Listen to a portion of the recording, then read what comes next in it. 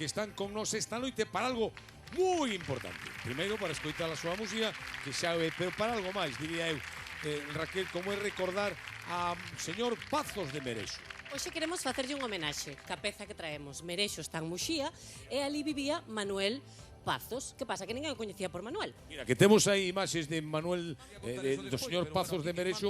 Aí está, estuvo no lugar con nos, fíxate ti, ainda estábamos en Touro, e coa súa humildade, co seu cariño pola xente que se achegaba á súa casa en Merexo, pois conseguía transmitirlle toda a súa sabiduría popular. Efectivamente, porque ele ademais foi un dos sei que tuvo un poucos accidente, ademais, hoxe tiña tocadores rehabilitación. de acordeón diatónico que chegaron os nosos días. Pero a mellor Él rehabilitación abría a é súa tocar no casa Lugo. a todos Don aqueles Manuel Pazos, grandes por favor, músicos que de temos a día de Merexo. hoxe Un aplauso. para poder recuperar todas esas pezas e que non se perderan no tempo.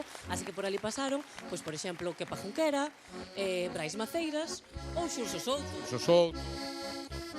Mira, escoitemos un minuto aí ao señor Pazos de Merexo. Mire, mire, que forma de gatillar.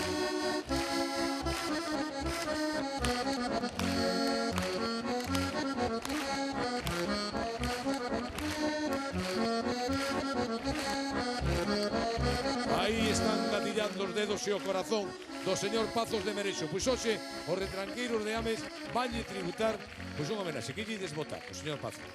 O Valse Exota de Merexo, onde van a bailar estes magníficos mozos da nosa sección de retranqueiriños, que son os máis pequenos, pero de pequenos non teñen grande, porque son moi grandes. Pois algún mozo retírase co micrófono e os demais bailades aí, que os facedes e moi ben. Vamos entón, un saúdo para Merexo, retranqueiros de Ames.